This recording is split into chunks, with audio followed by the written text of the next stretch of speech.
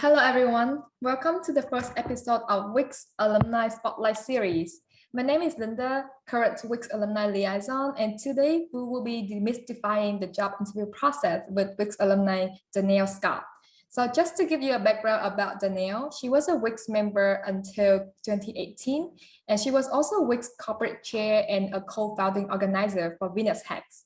So big shout out to Danielle. Thank you so much for agreeing to do this interview. Could you introduce yourself a little bit and maybe about what your current job or what experience you have with interview like? Yeah, so first of all, thank you so much. It's an honor to be here. So a little about myself, I'm a software engineer at Microsoft currently, and I work in sort of like the data science space. So some like data science, machine learning, that sort of thing. And I guess my experience with interviewing would be lots of failures and some great successes. I tried to interview as often as I could to just get experience. So I've interviewed from like big to small companies and from sort of more, I guess, consulting versus like straight up software engineer roles. So I think I have a decent amount of experience, but we'll see. Wow, that's a very big portfolio. Um, let's see, interviewing. So how did you land your job at Microsoft? Like, could you tell me more about the process? Yeah, so I'd say, especially with a big company like Microsoft, it's definitely a little bit harder if you just submit your application online and you never meet a recruiter to like actually get your resume in their hands or get their contacts, you can email it. So for me, I just tried to be available for any kind of like events that had recruiters there. And I was able to get my resume with the Microsoft recruiter that like visits CCI. So that was really helpful in sort of letting them know I was really interested. And I think it didn't take very long after that, like a few weeks, I got my first phone screen. So I did apply online with the typical process, but I'd say like if you're able to get like your resume to get like more noticed, definitely take advantage of that. And from there, there's a few different rounds of interviewing. It's probably a virtual process now, I'm assuming, but in the past for the final rounds, they fly you out to Seattle, which is super cool.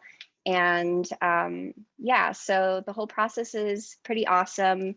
And I guess I kind of like went into it thinking, worst case scenario, this is a great experience. So yeah. Oh, that is true. Okay. So have you done interviews for Microsoft? Like interviewed people, I Yeah. haven't. Yeah, Oh, I I see. haven't.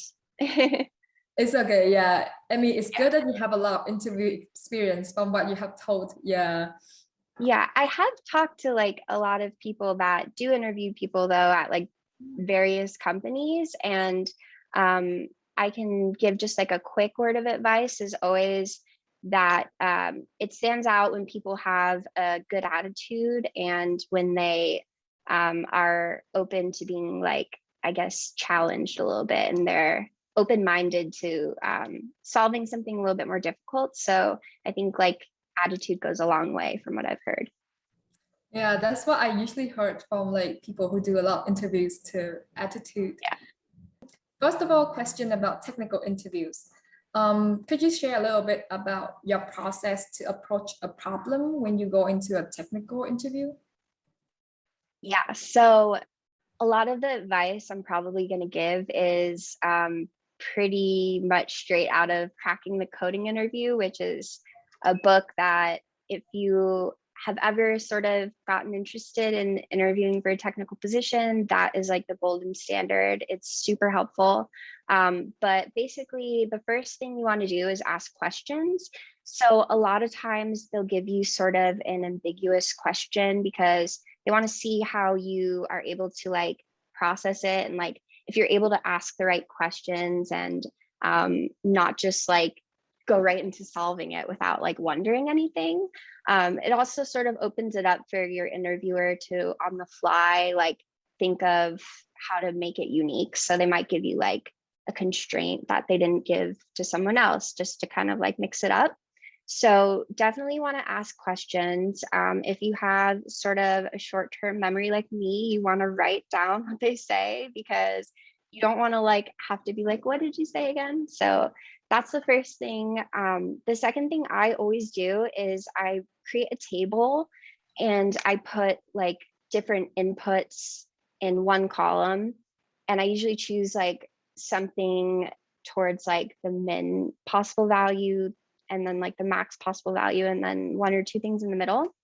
And then I have a column for what I expect to get out when I put in that input. And then the third column is what I actually got. So when I run those test cases through, I can compare what I got versus what I expected. So I think those are the first couple things.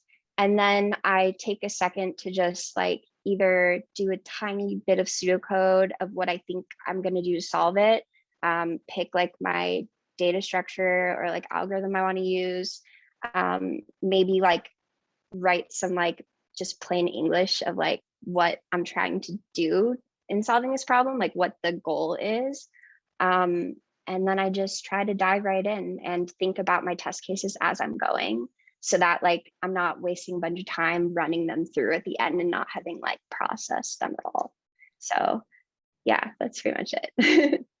Oh, I see. Well, that's a lot of steps. How long did it usually take you to get the planning done before you actually start coding? The average. Yeah, it sounds a lot longer than it is. You don't have that much time. I feel like it's always kind of a blur, but I mean, like it can be anywhere from like a few minutes if it's a really quick intro question to like I've had questions that take like 10 minutes. It usually won't take a really long time longer than that. Like it usually won't take a lot longer than that because they're not going to try to give you this crazy problem that's like so complex that you're just getting distracted by all the details. It's usually like a little bit more simplistic and it's really about like how you approach it and like what algorithm you use. It's not like about all the stuff. So like when I say ask questions, not like questions that aren't relevant to the problem, like, oh, like I don't know, what color are the things involved? Like you don't like obviously you want to ask just like, okay, like is there a min value? Is there a max value? Like what are the constraints? Do you want it to do this like if they say something vague like oh a system that counts something, you'll be like okay counts like what's the input, you know, do you give it like a number and it counts something like yeah. Sorry, that's kind of all over the place. No, it's not. It's not. It's really good. So basically, ask questions to clarify up, and then after that, start brainstorming. And then, as you say, you could brainstorm in English or pseudocode. And I think your table of the table that you did with the maximum and minimum value that kind of also tie in with the edge cases that you were trying to figure out what the edge cases are. Yeah, so I think the table is super, super helpful. It goes a long way because it's not only helping remind you, like usually different, like you want basically different types of inputs. Like if they say it can have like 0 to 5 characters, if you forget to test for 0, you're probably going to have like a wrong solution. So, you know, you want to try like if it's like even or odd numbers, you need to have like one of each, but the whole process is pretty fast. So you don't want to like get, I guess, distracted by little details. Like you just want to focus on the core, most important things. I think the main thing is figure out what kind of data structure and like what algorithm you think you want to use, because it seems like there's like an infinite amount of technical coding problems that could be given, but they're all kind of like, they all have like the same core principles. And once you know how to solve like a few of them, you should be able to solve like any of them, as long as you just think about it and remember like, okay, when I'm solving a problem that has like this element, I want to use this logic or yeah. Oh, I see. Awesome. Okay. Move on to the next question. I think people are wondering how much can they ask interviewer for help and guidance? Like, do we lose points when we actually ask the questions? So I don't know that you would exactly like lose points or something like that, but I mean, my personal rule of thumb would be try your best with if you mean questions like, oh, I'm stuck on this, what do I do? Yeah. Try to do your best to get as far as you can. Think out loud, that's huge. Like, do not be silent. If it's silent, you're doing something wrong. You should talk through everything as you do it. Definitely, you want to practice that like at home because you forget to say it out loud when you're there if you haven't practiced. But yeah, if you're saying everything out loud, typically your interviewer will sort of help you if they see you're going in the totally wrong direction. They don't want to watch you fail. They want you to succeed.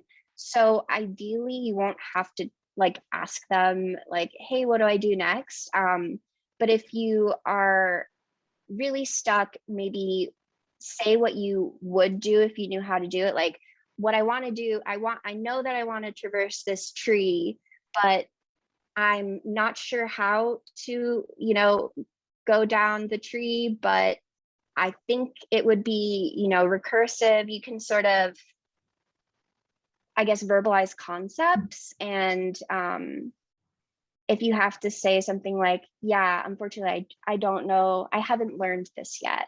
Saying something like that, like phrase it like that so that you make it clear, like, it's not your fault if you haven't learned it yet. How are you going to apply it if you haven't learned it? Oh, that's true. Yeah, that's a really good tip. Yeah, so I think this kind of like goes into that process I walk through. Like, you can still, even if you have no idea how to solve it, you can still come up with test cases. You can sort of like go through the motions because you never know, you might kind of figure it out. So do not give up like before you've at least like asked questions about the problem, wrote your test cases, picked the kind of like data structure and or algorithm that you think you would use to solve it. And if you can't even like pseudocode it, just like how you would solve it in plain English. And they talk about that in Cracking the Coding interview, just like thinking of a problem like as if it's not a coding problem. So I guess like if you've done all those things and you still have like absolutely no idea, then I guess in that case, hopefully your interviewer will give you tips or tell you how, like, teach you kind of how to solve it for the future. But no matter what, just like don't get discouraged and remember that each part of the interview is just like a piece of the puzzle, and that like they're interested in more than just how you solve one problem, so don't like throw out the whole thing over like one mistake. I see. Yeah, I think that also ties in with the attitude. Like they're looking if you have a willing to try attitude, as you already mentioned. Yeah. Yeah. Moving on to question about behavioral interviews. People are wondering, how do I know if my behavior interview went well? It's hard to know if your behavioral interview went well because I feel like, I mean, at least for me, sometimes I feel like I kind of black out. Like I'm like, I don't remember what happened in there. I was like nervous. I had like all this energy. I wouldn't really worry too much about how it went. If you think there are certain things that you could tell it was awkward, or you could tell that you were maybe like rambling or anything like that, like right when you get out of the interview, take notes on those things so that you can read those notes before your next one and learn from it. But overall, I think that the way that you kind of just like vibe with your interviewer is really important. You want them to like you. You want them to think that you are someone that is, nice to be around, someone that's easy to work with. So as long as you're not giving them the opposite impression of those things, like, coming off like you're easily stressed out or you give up, when you're challenged, then you're probably doing fine. I see. What would you say are some inappropriate interview behaviors that applicants should avoid? for like the behavioral type, like Yes, for the behaviors. Okay. So I would say it's kind of, so this is tricky. I feel like they have those sort of trick questions where they try to get you to be negative. Like they might say like why did you leave your last position, or name a time that you had trouble working with a group or a frustration. Practice those types of questions like before you interview, because it's a skill to be able to answer a question about something negative without sounding negative. Because I know that sounds impossible, but there's a way to sort of, I guess, like emphasize the positives of it. Like, oh, I had this challenge, but this is what came out of it. I was able to overcome it. I was able to help this person solve this problem so that like we could work better together as a team, or like you want to kind of put some sort of positive spin on it, because if you're just in there saying like complaining, they're not going to remember like much about your interview besides you're the person that kept complaining about stuff. So that's definitely a behavior that I would stay away from. I see. So no complaining, and for negative questions, make sure to end on positive note. I see. Yes. That's a really good tip. I think that sometimes interviewers usually ask questions like, "Do you have anything you want to share?" Like, what applicants can you share some like what applicants could say at those moments? So okay, so I feel like a lot of times they'll ask more like, do you have questions for me? In that case, you always do want to have questions for them. You should think of like unique questions that they're not hearing like over and over again. So saying something like, what do you like about working here? Like they've answered that all day. So I try to think of things that are a little bit more interesting. Like if they have a tech background, maybe like what classes in college, prepared you the most for your role, or like what were the expectations versus like the reality of like entering this job or this field, like stuff that they have to think about. Those are really good. But if they do ask you specifically, like, what do you want to share? I feel like I haven't really been asked that, but if I was, probably like, if maybe the interviewer told you stuff about the job or about themselves, you could relate to those things. Like if they told you about like accessibility at the company, for example, you could say, hey, I just want you to know, like, and this is if this is true for you, I'm really interested in accessibility. And in fact, like I did a project, it's not on my resume, but like tell them about it. Like I think you want to share things that haven't already been shared and sort of like add more value to you. So. Yeah, that makes sense. Like it shouldn't have already been shared, or else it's gonna be Yeah. negative. Yeah. Oh, I see. So moving on, we do have some questions about interviews in general. I think people want to know, like, if you have any tips to release stress before interview. To de-stress. Yes. I think definitely preparation is huge. Like, do not, okay, it's possible this could happen. So I don't want to say don't go to the interview if you're not prepared. Just treat each interview like practice more than like the real thing. Like, don't get too stressed. But if you can prepare a good amount beforehand, that helps a lot, because the day of your interview, you're not like trying to, leak code 30 problems. Like that's not going to happen. So I'd say try to make the day as normal or relaxing as you can, so you're not like just sitting there getting nervous.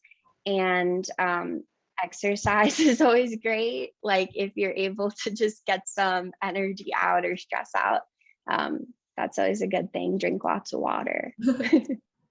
Yeah, I see. It is said that 60% form a good or negative opinion of candidates in like 15 minutes or less.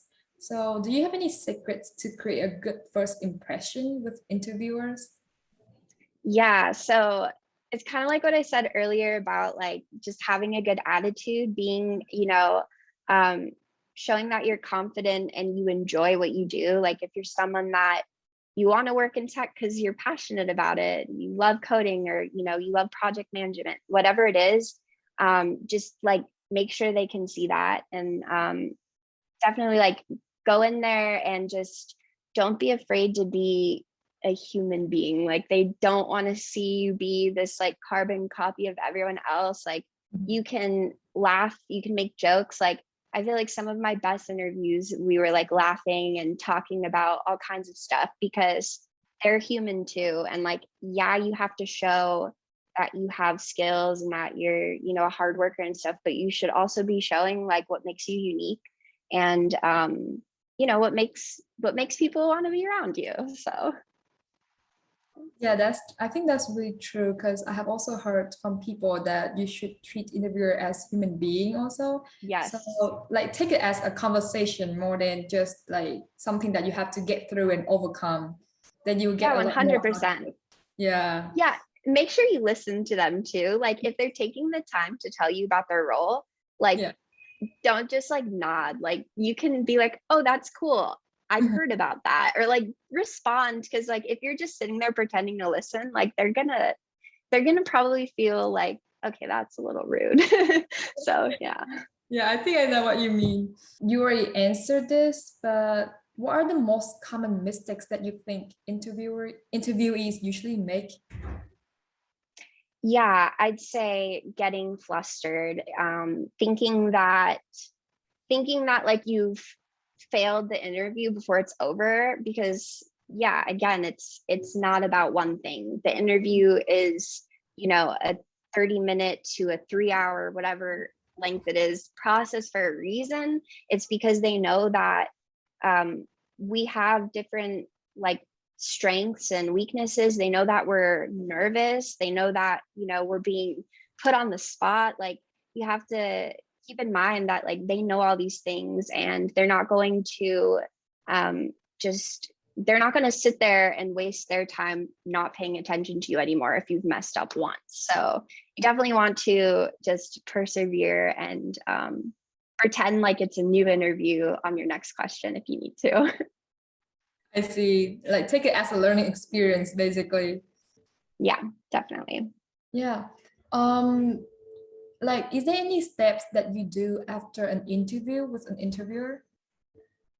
Yeah, I always try. So you're not always able to email them. Like, I mean, I never usually have the email of my interviewers. A couple times I have, but typically you're in contact with a recruiter. So you can email your recruiter after and like thank them and just like ask them like, oh, please extend my thanks to my interviewers. I like to kind of like mention a couple things to make it more personal. Like I really enjoyed learning about XYZ. That's not just a way to let them know that you're interested and that, to kind of like remind them of you, but also it's like good for yourself to remember things about the company, because if in interview season you're going through so many interviews, it's kind of like easy to forget who's who and what company you had what experiences. So it's kind of like a log, I guess. But other than that, following up if you need to, don't be afraid to, if they haven't contacted you by the date they said they would, you can totally feel free emailing. Don't feel rude. Nobody gets an email. Like the recruiter's not going to be like, oh my gosh, like I said I would send a response on this date and I didn't. And they asked if like there's any updates. How rude. Like don't overanalyze like following up. It's totally fine. And they should respect and value your time. So if you're waiting around, it's your right to, say something.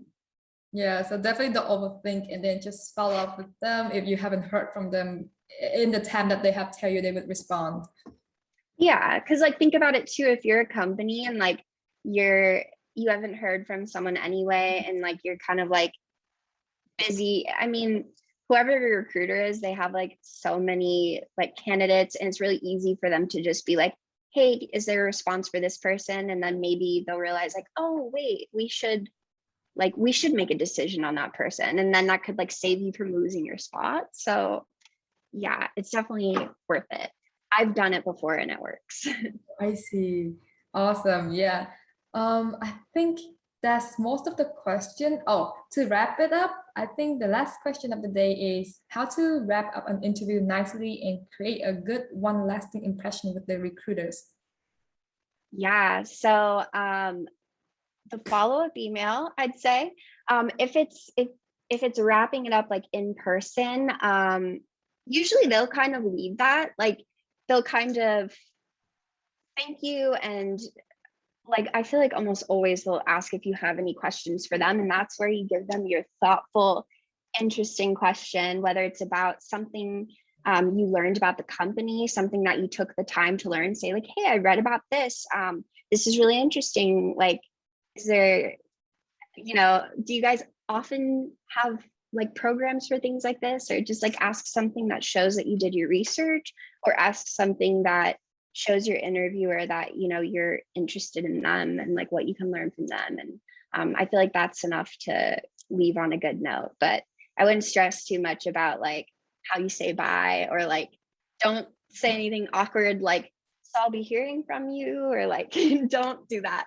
Just be Okay, I see. So that's a big no. Okay. I wouldn't do it. I see. Okay. Yeah, I think we have covered all the questions that everyone has. I believe that the audience will have already understood a lot about the interview process, and even me too, and what to expect in the interview. So we have reached the end of the interview. Is there any last thing you want to say to the audience, maybe? I would just say, fight your imposter syndrome.